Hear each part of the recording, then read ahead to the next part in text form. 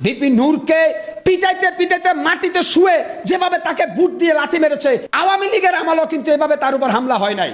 গতকালকে আপনারা দেখেছেন বাংলাদেশের সময়ের সাহসী সন্তান, জুলাই বিপ্লবী আন্দোলনের অন্যতম সেনাপতি বিপি নুরুল হক নূরকে রাষ্ট্রীয় বাহিনী যেভাবে পাকিস্তানি হানাদার বাহিনীর মতো করে একের পর এক বুট দিয়ে লাথি মেরেছে, হত্যার উদ্দেশ্যে ন্যাক্কারজনক হামলা করেছে। এই দৃশ্য দেখাই বিপি নূরকে যেভাবে আর বিভিন্ন সেনসিটিভ জায়গায় তাকে আক্রমণ করা হয়েছে, এটা পরিকল্পিতভাবে তাকে হত্যার উদ্দেশ্যে হামলা চালানো হয়েছে। এই হামলার মধ্য দিয়ে বাংলাদেশের ভগ্না আকাশে ঘূর্ণিঝড় সাইক্লোনের পূর্বাভাসের ঘন্টা বেজে উঠেছে। বিপি নূরকে হামলার মধ্য দিয়ে বাংলাদেশের ভগ্না আকাশে কালো মেঘের ঘন কালো ছায়া গ্রাস করে ফেলছে, এটাই জাতি লক্ষ্য করছে। ধানমন্ডি 32 নাম্বারকে যখন গুটিয়ে দেওয়া হলো, তখন কেন আপনারা একসাথে গেলেন না? দেশে একের পর এক মব জাস্টিস হয়েছে, বিভিন্ন মুক্তিযোদ্ধাদেরকে অপমান করা হয়েছিল, তখন কেন আপনারা একসাথে গেলেন না? অথচ বিপি নূর একজন প্রতিবাদী সৈনিক, তার উপরে যেভাবে আপনারা একের পর এক হত্যার উদ্দেশ্যে হামলা করেছেন, আজকে স্বাধীন বাংলাদেশের প্রত্যেকটা জনগণ আমরা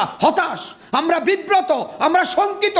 এই যদি হয় বাংলাদেশের অবস্থা, তাহলে কি সংস্কার করেছেন প্রফেসর ডক্টর মোহাম্মদ ইউনূস, আসিফ নজরুল? আপনাদেরকে ফ্যাসিস্ট হাসিনার মতো আবার আদালতের কাঠগড়ায় দাঁড়াতে হবে, জনতার আদালতের সামনে। শেখ হাসিনার চাইতে ভয়ঙ্কর স্বৈরাচার হলো জাতীয় পার্টি।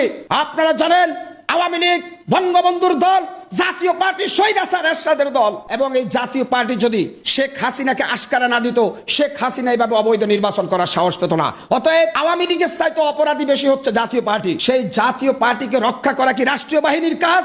স্বৈরাচার জিয়াম কাদেরকে পাহারা দেওয়া কি রাষ্ট্রীয় প্রশাসনের কাজ? জাতি আজকে জানতে চায়। বিপি নূরকে পিটাইতে পিটাইতে মাটিতে শুয়ে যেভাবে তাকে বুট দিয়ে লাথি মেরেছে, আওয়ামী লীগের আমলও কিন্তু এভাবে তার উপর হামলা হয় নাই। শেখ হাসিনা ক্ষমতায় থাকতে বিপি নূর শেখ হাসিনার বিরুদ্ধে অনেক কথা বলেছে, কিন্তু ছাত্রলীগ যুবলীগের নেতাকর্মীরা তার উপরে ঝটিকা হামলা করেছে।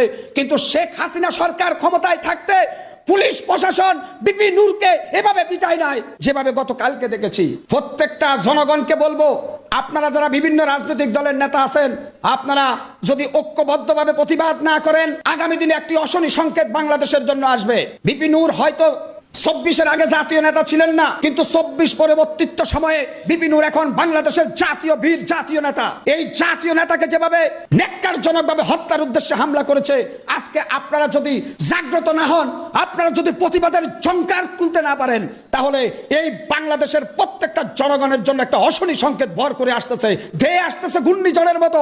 আজকে আমরা দল মত নির্বিশেষে এই নিষ্ঠুর হামলার, ন্যাক্কারজনক হামলার তীব্র নিন্দা জ্ঞাপন করব।